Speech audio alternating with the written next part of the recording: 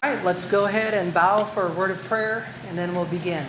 Father in heaven, Lord, we thank you, God, for today. We thank you, Lord, for the opportunity we have to study the Scriptures. Help us, Lord, to learn about David and how he trusted in you and how you led him and guided him through the wilderness experience for a number of years, being faithful to him. I pray, Father, that we would make that spiritual application to our life, that you care about David, but you also care about each and every one of us. And we thank you, Lord, for that. In Jesus' name, amen and amen. All right, so tingnan natin yung blue Bible Geography notebook natin. So you see our blue Bible Geography notebook. Pinaka-last map, the last map sa likod ng Bible Geography blue book. You see David's wandering in the wilderness as a fugitive from Saul. The very last map. There you go.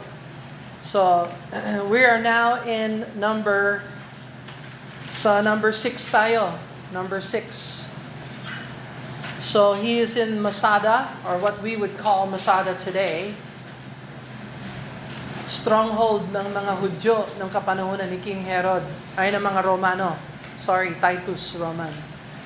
Anyway, so David's there, and now we're in 1 Samuel chapter 23. So, open your Bibles to 1 Samuel 23 or look at your study notes. Nandyan yung chapter 23. Tapos makikita mo, meron tayong 1, 2, 3, 4, 5, 6, 7 paragraphs.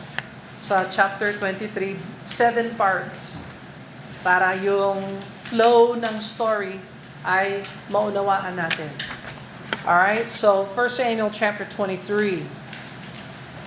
Then they told David, saying, Behold, the Philistines fight against Keilah, and they rob the threshing floors. So, nabalitaan ni David na nagtangka na naman ang mga Philistines. So, sino itong mga Philistines? Who are these Philistines? Sila ang enemy number 1 ng Israel. Saan nanggaling ang mga Philistines? Naalala nyo? Sila yung mga pirata ng Aegean Sea. So, let me see your map if I can find the Aegean Sea. Tingnan natin, nasa yung Aegean Sea dito. So, yung map na katabi ng last map, pag ginanyan nyo yung book ninyo, makikita mo yung Mediterranean Sea. And Mediterranean Sea, hindi yan ang Aegean Sea. So, let's see. Baka wala pa tayong Aegean Sea. Ayun eh. Okay, hanapin nyo yung ancient Jericho dito. Itong map na ito, hanapin nyo. Makikita mo yung Mediterranean Sea dito at yung Aegean Sea dito. At sa Aegean Sea, nanggaling yung mga pirata na yan ay pumasok sa Israel, sa coastal plain. At sila ang tinawag na mga Philistines. Kaya ang pangalan ng lupa ngayon sa mga tao na hindi naniniwala sa Bible, Palestine. Land of Palestine ito. Pero kung biblical ka, hindi natin kinikilala na lupa yan ng Palestine. Ito ay lupa ng Canaan na minana ni Jacob kay Abraham. At minana ni Abraham sa Diyos. Ibinigay yung lupa ni Canaan kay Abraham. Kaya ang tawag doon, Israel. Kasi si Jacob, pinalitan ng Diyos yung pangalan ni Jacob. Ginawa siyang Israel. Alam ba ninyo yung ibig sabihin ng pangalan Jacob? Boys, do you remember what is Jacob's name? Meaning? Trickster or manloloko or manlilindang. Pero pinalitan ng Diyos yung kanyang pangalan, ginawa siyang Israel. Anong ibig sabihin ng Israel? Prinsipe sa mata ng Diyos. Prinsipe sa harapan ng Diyos. Kaya, Israel, the prince with God. Wow, pabor na pabor talaga itong si Jacob. Kasi nga, lahi siya ni Abraham. At ang lahi ng mga Hudyo ngayon ay pabor ang Diyos sa kanila. Kaya hanggang ngayon, kahit anong gawin ng Iran, or ng Houthis, or ng Hezbollah, o ng Hamas, kahit anong gawin ng mga yan, hindi nila mabubura ang Israel. Sapagkat yan ang hinirang na bayan ng Diyos. Ano ang binigay sa atin ng Israel? Merong dalawang contribution ng Israel sa atin. Old Testament. May Old Testament ba tayo sa Bible natin? Yes. Saan ang galing yon? Sa Israel. Old Testament. At ano pa? What's another thing that came from Israel? Our salvation. Our Savior. The Messiah. Hindi Bisaya. Messiah. Baka isipin nyo, Bisaya. Okay. Bisaya. Alright, so go back to the last map. Anyway, and we're in verse number 1.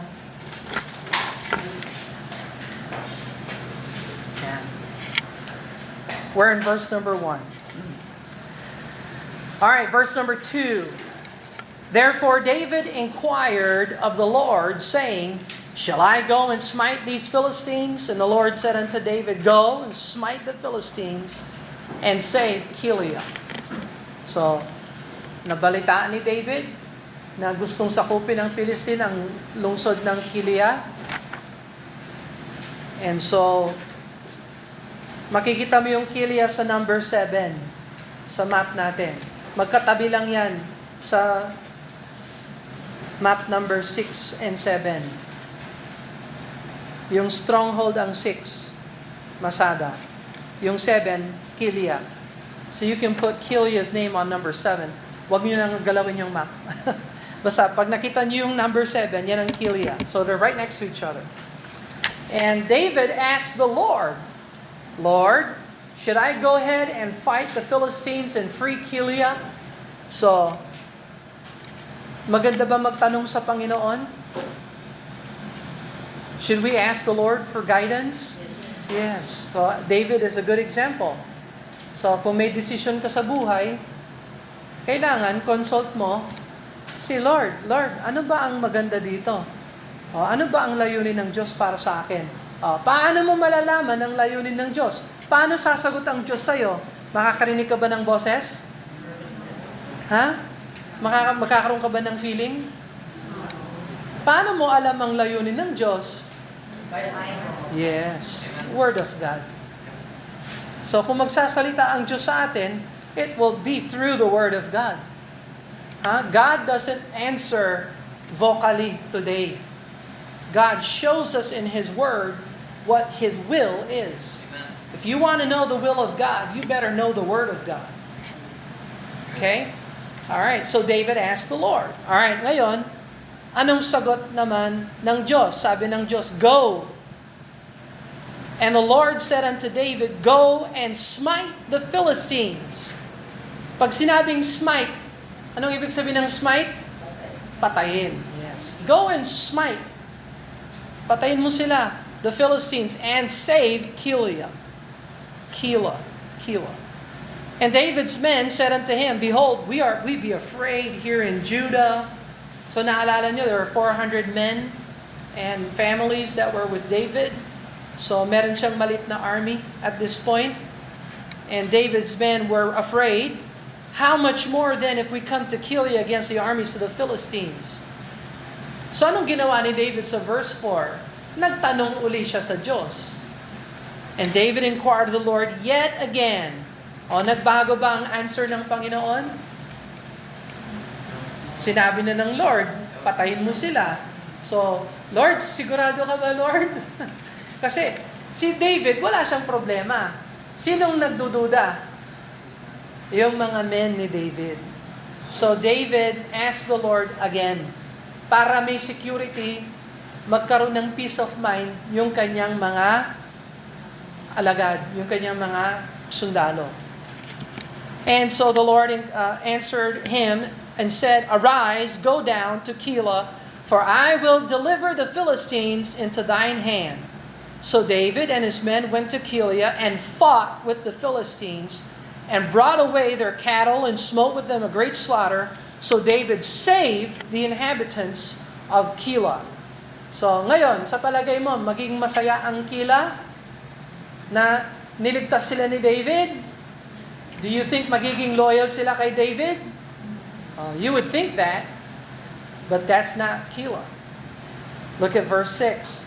And it came to pass when Abiathar, the son of Ahimelech, fled to David to Keilah, he came down with an ephod in his hand. So, sino si Abiathar? Abiathar was the one son of Ahimelech. Who's Ahimelech? Priest. Naalala niyo yung priest ng Nob na nagpakain kay David at binigay niya yung espada ni Goliath kay David? That was Ahimelech. Ano nangyari kay Ahimelech? Pinatay siya at yung kanyang mga anak at yung kanyang pamilya at yung mga pare. Saul killed his family. Remember that Abiathar was the one son that was able to escape. So Abiathar is now serving David and he brings to David the ephod. Ano ang ephod? What's an ephod? Yes. Yan yung kausutan ng mga high priest. Ano ang laman ng ephod? Naalala ba ninyo? Ano yung laman ng ephod? Stones. Lahat ng tribo ni Jacob. Boys, ilan yung anak ni Jacob? 12. Ilan yung asawa? 4. Very good. Sino yung love ni Jacob? Sino yung pangalawa? Leah. We're learning about Jacob, so kaya alam nila. Nakikinig pala kayo, boys? Very good. May nakikinig pala. Masarap magturo pag may nakikinig. Kayo, nakikinig ba kayo? Baka naka-auto-zone kayo. Autopilot. Alright, very good, very good. So, he brought an ephod. Ang ephod, kasutan niya ng high priest.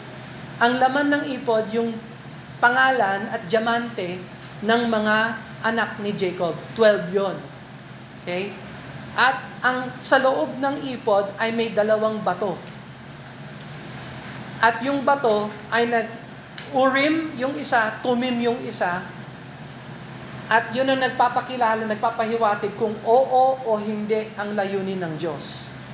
So ang ginagawa ng pare, pinapasok niya yung kamay niya sa ephod.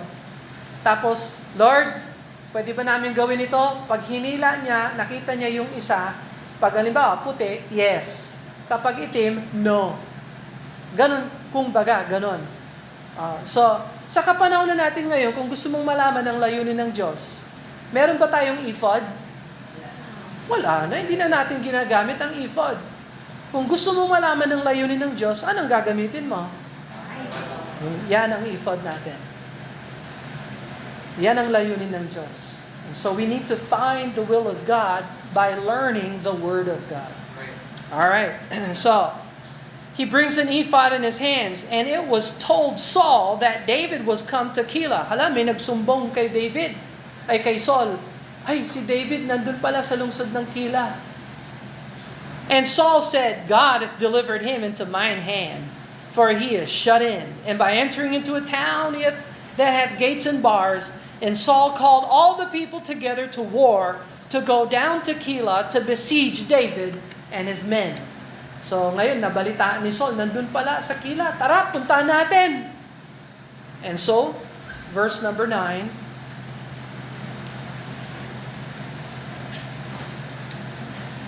Good morning. Come on in. There's many room here. Yan. Good morning. Okay. All right. And we're in verse number 9.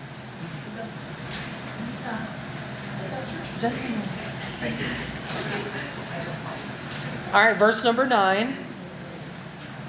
And David knew that Saul secretly practiced mischief against him, and he said to Abiathar the priest, Bring me hither the ephod. Then said David, O Lord God of Israel, Thy servant had certainly heard that Saul seeketh to come to Keilah, to destroy the city for my sake. Will the men of Keilah deliver me up into his hand? Will Saul come down as thy servant hath heard? O Lord God of Israel, I beseech thee, tell thy servant.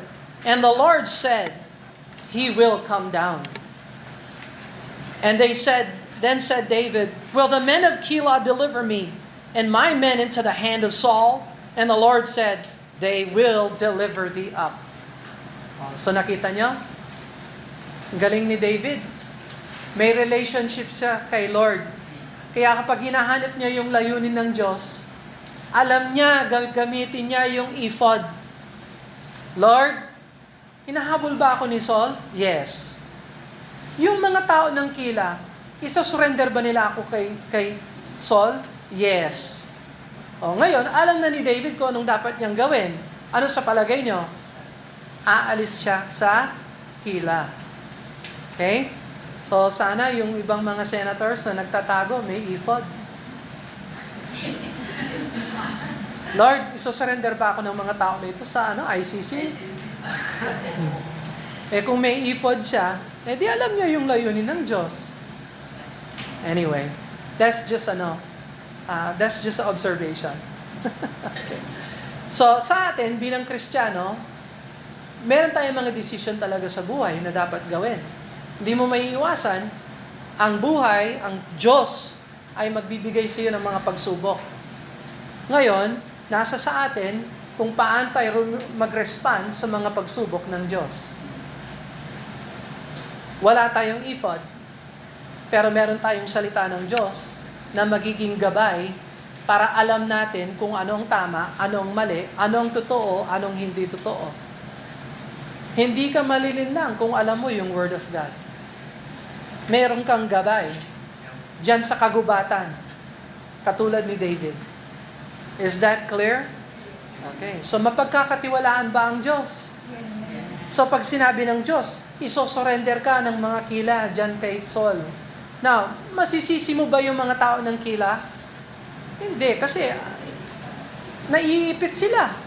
So alangan naman, magpakamatay sila para kay David, and so on and so forth. Hindi naman yan ang tawag ng Diyos sa kanila. So hindi yan ang mission nila. So Keilah had to protect themselves. And they were going to surrender David, even though David delivered them from the Philistines. Alright, verse 13. Then David and his men, which were about 600, arose and departed out of Keilah and went whithersoever they could go. Whithersoever. Sa King James, whithersoever just means wherever. Old English lang yung whithersoever. So, if somebody asks you, where are you going? Gamitin mo yung language ng King James. I'm going whithersoever. Sasabihin nila, anong ibig sabihin ng whithersoever? Mag-Sunday school ka kasi. Whithersoever, kung saan-saan. Wherever. Okay, so Old English of wherever. Alright, so, and he went whithersoever they could go. And it was told Saul that David was escaped from Keilah, and he forbade to go forth. And David abode in the wilderness in strongholds, and remained in the mountain of the wilderness of Ziph. Okay, so tingnan mo yung map natin. Wilderness of Ziph is number 8. So ayan pala ang 7. Keilah, tapos 8, tapos Ziph. So, you see the last map, Ziph. Halos sa gitna. Wilderness of Ziph. So, fugitive talaga itong si David. Alright, and Saul sought him every day, but God delivered him not into his hands. Amen? So, by the way, every day, tinatarget ni Saul si David. Pero hindi pinababayaan ng Diyos si David. Now, listen, every day, masanay na kayo mga Kristiyano, every day, hinahabol talaga kayo ni Satanas. Para masira ka. Para mawasak yung pananampalataya natin sa Panginoon. Every day, ang battle. Kaya, Bilang Kristiyano, kapag sasabihin mo, magpahinga ako today, hindi ako magpe-pray, hindi ako magbasa ng Bible today, lagot ka na. Lagot ka na. Hindi ka mapupunta sa impyerno dahil you are saved, you're born again. Pero yung buhay mo ay parang impyerno. Kasi hindi mo ino-honor si Lord. Hindi ka naman pababayaan ni Satanas. We have a daily enemy. And so we need to walk with God daily. Kaya hindi pwede yung Sunday. I'm glad you're in church on Sunday. That's a blessing from God. But you need to walk with God on Monday. And you need to walk with God on Tuesday. And you need to walk with God on Wednesday. You come to Wednesday night church. Thursday, Friday, Saturday.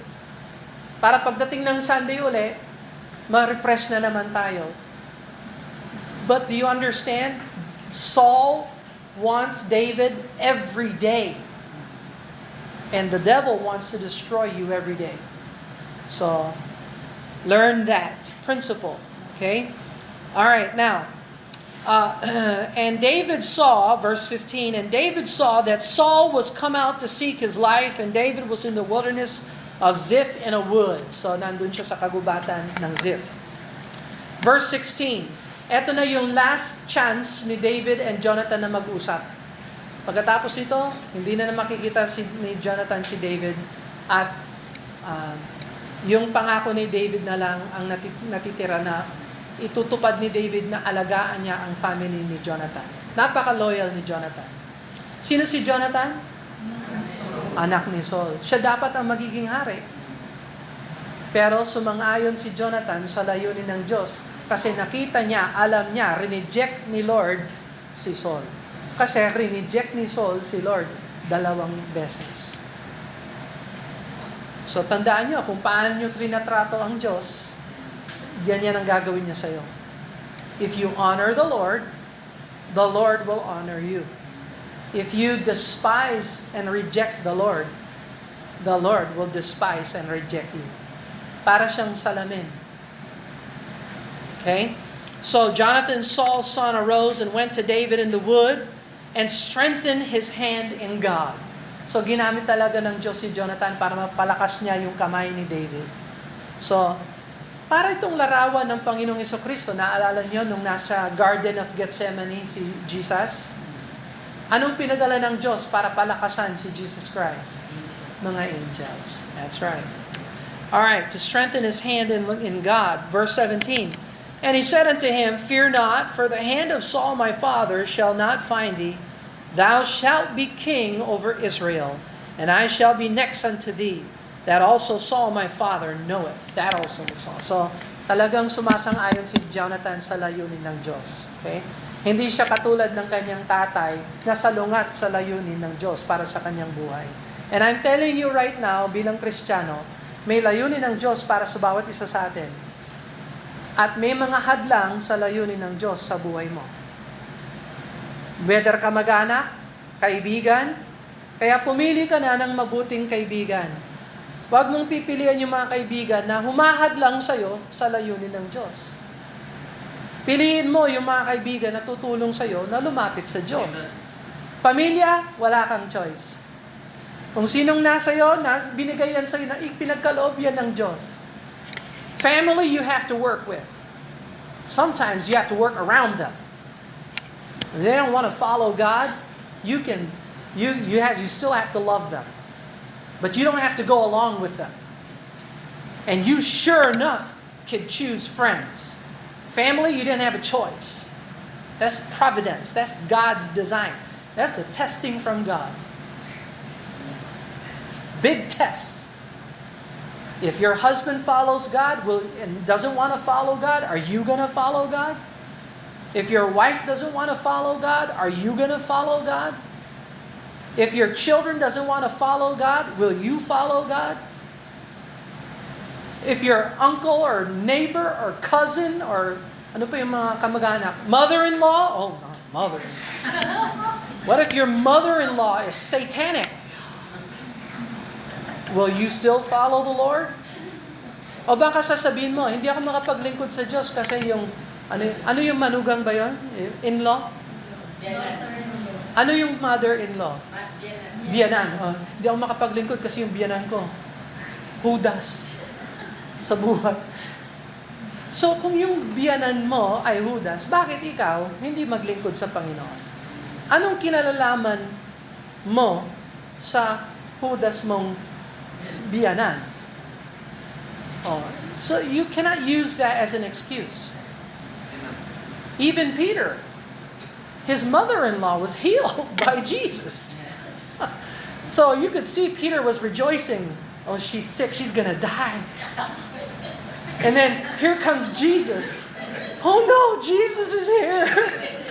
Sabi ni Jesus, I'm going to heal her. Sabi ni Peter, mas mahaba pa yung buhay niya kesa sa akin. Yeah, I'm just joking. Family, you have no choice. But what you can choose is you can choose to serve God regardless of your family. So, and by the way, God will give you a new family. So kung yung pamilya na pinanggalingan mo, hindi Kristiyano o hindi marunong sa Bible, magtiwala ka sa Panginoon para pag binigyan ka ng pamilya ng Diyos, yung pamilya mo, madala mo sa Diyos. Na hindi nagawa ng mga henerasyon na nakalipas. You understand that? So, so on and so forth. So, pag young people ka, pipili ka ng asawa, pumili ka na ng asawa na nagmamahal sa Panginoon. Huwag kang pumili ng mga tao na gwapo, may mukha, pero yung savings account, zero. Yung trabaho, zero. Yung pag-aaral, zero. Bayaran mo sa Meralco yung kagwapuan yan. At by the way, hindi magtatagal ang gwapo't maganda. Ilang taon lang yan. Ugliness is to the bones. Huh? I'm just teaching you. I'm just making application. Jonathan said, yung tatay ko, masahol yan. Satanas yan. Pero ako, sasangayon ako sa Diyos. Pag hindi nyo natutunan ito, hindi pwedeng i-bless ng Diyos ang buhay ng Kristiyano na hati. Amen? All right. You guys are quiet today. Verse 17. And he said unto him, Fear not, for the hand of Saul my father shall not find thee, and you shall be king over all Israel. I shall be next unto thee, that also my father knoweth. And the two made a covenant before the Lord. And David abode in the wood, and Jonathan went to his house. So there's the last time they see each other. And Jonathan is a reflection of a good man of God. Very good man. Loyal to David. Verse 19. Then came up the Ziphites to Saul, to Gibeah, saying, Doth not David hide himself with us in the strongholds in the wood, and in the hill of Hakaliah, which is on the south of Jeshimon? Now therefore, O king, come down according to all thy desire to the soul to come down, and part shall be delivered him into the king's hand. And Saul said, Blessed be ye of the Lord, for ye had compassion on me. Tingnan mo, marunong magsalita ng religious si Saul. Ay, salamat kay Jehovah na may awa kayong mga Zipite sa akin kasi gusto kong patayin yang si David na yan. So, huwag kayo magpadala sa mga religious leaders. Hindi lahat na nagtuturo ng Bible ay biblical. Verse 22, Go, I pray you, prepare yet and know and see his place where his haunt is, and who hath seen him there, for it is told me that he dealeth very subtly. Ay, mag-ingat kayo. Alamin nyo kung nasaan talaga siya kasi subtle siya. Ano yung subtle sa Tagalog? Smart. taas tuso, yun. Tuso, tama, tuso. Tuso siya talaga. Napakatalino niya. Verse 23. Tuso ang hinahanap ko yan. That's right. See therefore, and take knowledge of all the lurking places where he hideth himself, and come ye again to me with the certainty, and I will go with you, and it shall come to pass, if he shall be in the land, I will search him out throughout all the thousands of Judah. And they arose and went to Ziph before Saul, but David and his men were in the wilderness of Maon. So lumipat si David sa Maon. So he is now in number 9 sa map natin. So you see the blue book, your map book. Hanapin niyo yung number 9 sa map. Yan ang wilderness of Maon. Number 9. So nasa gitnang-gitna, Maon. Alright. So tingnan mo si David, hindi siya mag-stay sa isang lugar. David has to keep running and going all over the place. In the plain of the south of Jeshimon. Saul also and his men went to seek him. And they told David, wherefore he came down into a rock and abode in the wilderness of Maon. And when Saul heard, he pursued after David in the wilderness of Maon. And Saul went on the side of the mountain, and David and his men on that side of the mountain. And David made haste to get away for fear of Saul. For Saul and his men compassed David and his men around about to take them. Verse 27. But there came a messenger unto Saul, saying, Haste thee and come, for the Philistines have invaded the land. So malapit nang makuha ni Saul si David, kaya lang may dumating na balita, Uy Saul, yung mga Philistines gustong sakupin yung lupa ng Canaan. So na-distract ngayon si Saul, imbis na habulin niya si David, at muntik na niyang makuha si David, ay retreat muna tayo, patayin muna natin yung Philistines. Verse 28, wherefore Saul returned from pursuing after David and went against the Philistines. Therefore they called the place Sila-Hama-Lekoth. Sila-Hama-Lekoth. So, ang ibig sabihin ng Sila-Hama-Lekoth ay Rock of Division. Yung bundok na naghiwalay sa atin. Kasi nandito sa isang gilid si Saul, nandito sa isang gilid si David, at hinati ng Diyos itong bundok na ito para hindi sila maka-overtake sa kanila. So, pinangalan nila yung bundok na yan, Sela Ama-Lekoth. Alright? Alright, so, alright, so you got that. Parang vocabulary word sa Hebrew, no? Sela Hama-Lekoth. The rock of division, or the mountain, or the mountain of division. Yung sila, it means lift, to lift. So it's a geographic Naalala niyo sa Psalms, pag sinabing sila, that means pause and lift. So habang nagbabasa ng Psalms pala yung mga tao, umaawit sila, inaawit nila yung Psalm, kapag instrumental, sila muna. Pause. Yung pag-aawit, pero yung music tumutugtog pa rin. And reflect on the words that were mentioned. So, Basila means to lift. So, this is a mountain.